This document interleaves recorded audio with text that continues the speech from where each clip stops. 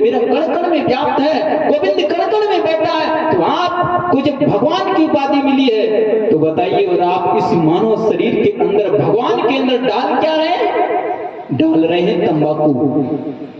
अच्छा, हवन में संविदा डालते हैं और इस मानव शरीर में तंबाकू डाल रहे हैं, इस मानव शरीर में मदिरा डाल रहे हैं। अच्छा, एक बात बताइए, आप जब देवालय में जाते हैं, किसी मंदिर में जाते हैं, तो परमात्मा से आराधना करते हैं, मेरे गुरु गोविंद मुझ पर कृपा करना, मुझे अपनी शरण में लेना। अच्छा, इस मानव मंदिर को जिसने स्वयं गोविंद ने जिस मानव शरीर को बनाया, जिसमें स्वयं मेरा गोविंद विद्यमान है, और उसमें आप डालते हो मांस और मदिरा, क्या वो कभी आपको प्राप्त होने वाला है? आज हमने देखा है आज की चलन में कि मेरी मैया भी मांस का सेवन करते हैं, मदिरालय में जाते हैं, मधुशाला में, जिससे पहले मधुशाला कहते हैं।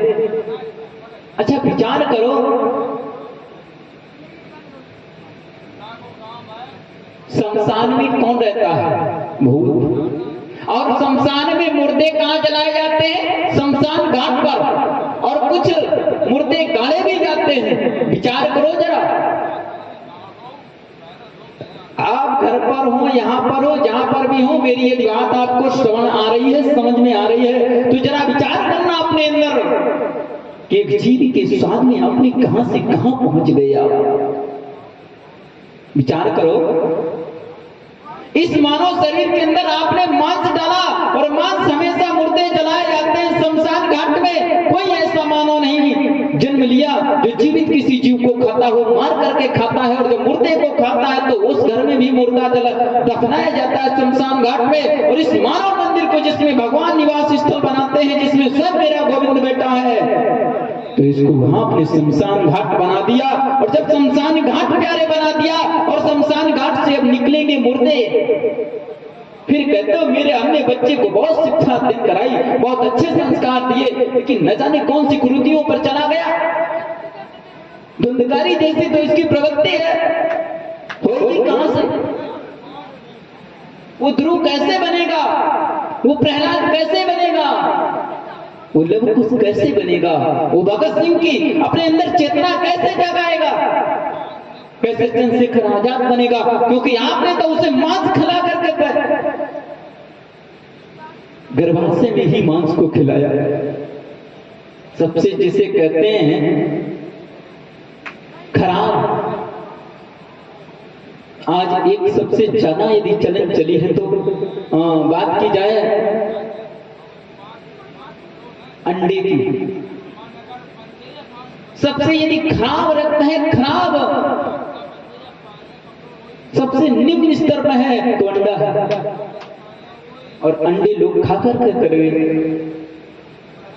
अपने अंदर गर्मी पैदा कर रहे हैं, अपने अंदर गर्मी का निर्माण कर रहे हैं। फिर आप चाहते हो आपका बच्चा ध्रुव बनेगा? कदापि नहीं हो सकता। यदि बच्चों को निर्माण करना है, बच्चों को अच्छा बनाना है, तो सबसे पहले आप शुद्ध शाकाहारी बनिए। और जब शुद्ध शाकाहारी बनेंगे तो आपके घर से ही कभी ध्रुव निकलेंगे तो कभी प्रहलाद निकलेंगे, कई राष्ट्र की रक्षा के लिए निकलेंगे। इतिहास रो रो करके कह रहा है कि प्यारे न जाने ऐसा क्यों हो रहा है। वेद का अर्थ होता है जानना। क्या अपने आप को आपने कभी जाना है? क्योंकि हम आपको तो ये जीवन 4 दिन का मिला है प्यारे। श्रवण करें कि 4 दिनों की प्रीत जगत में, 4 दिनों के नाते हैं, 4 दिनों की प्रीत जगतों में, 4 दिनों के नाते हैं। पलकों के पर्दे पड़ते ही सब नाते मिट जाते हैं। और जिनकी चिंता में तू जलता, वे ही तो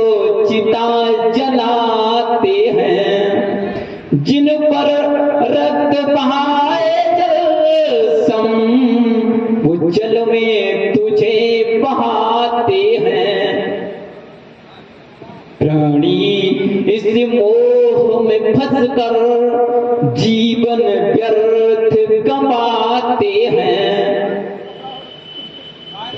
भजले उस गोविंद को बंदे जो प्रतिपल निर्मल तुझे बनाते हैं।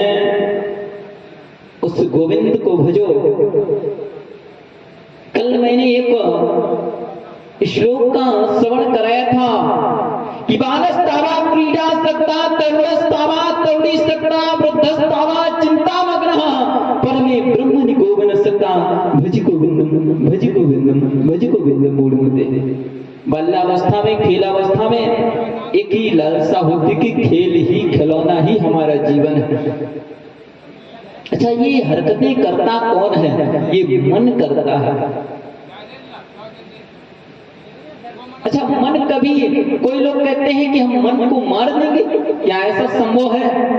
तो इसमें बाबा कबीर बड़ी मोहर के साथ में अपनी बात कहते हैं क्या कि माया मरी न मन मरा मर मर गए शरीर अजी आशा तृष्णा ना मरी कहे गए दास कबीर।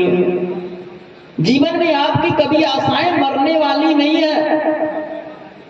आज आप छोटे हैं, खिलौना आपका जीवन है, और कुछ बड़े हुए तो आशा हुई कि हम 4 व्हीलर पे चलने लगे। कुछ दिनों बाद आप 4 व्हीलर पर चलने लगे, और जब 4 व्हीलर पर आप चलने लगे तो फिर एक आशा जागृत हुई क्या कि हमारा एक लखनऊ में या दिल्ली में मेरा एक मकान बन जाए। और जब दिल्ली या लखनऊ में आपका मकान भी बन गया, अब आपके अंदर एक जागृत और हुई क्या कि अब एरोप्लेन से चलने लगे। ये आशा कभी मिटने वाली नहीं है। इतना सब कुछ हो जाए फिर भी आप सोचेंगे कि मेरा जो बच्चा है ना वो बहुत अच्छा पढ़ जाए, इस जगह सिलेक्ट हो जाए, उस जगह सिलेक्ट हो गया। अच्छा, जिन घरों में आज नाती हैं तो क्या सोचते हैं बाबा कि बस नाती का विवाह अच्छे से हो जाए। विवाह हुआ, अब इसकी कहीं ना कहीं इसके गोपाल गोपाल हो जाए। यही मोह है। ये आशाएं कभी मरने वाली नहीं है। बाबा कबीर कहते हैं माया मरी न मन मरा मर मर गए शरीर आशा तृष्णा ना मरी कहे गए दास कबीर।